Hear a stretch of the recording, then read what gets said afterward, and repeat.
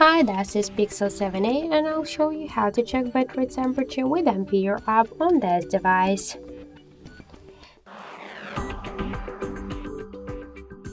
So open first the Play Store application and in the search pool enter the Ampere. So now we should get this application, that's why tap to install and wait a couple of seconds. After that, tap to open the app, click yes, I agree, pick close and tap to OK. And after that, you'll see here information about battery temperature. In my case, that's 33 and 7 degrees. And also you could find here more information like the battery level, capacity, voltage, Android version and more other info. So that's it, thank you for watching, and if you find this video helpful, leave thumbs up and subscribe.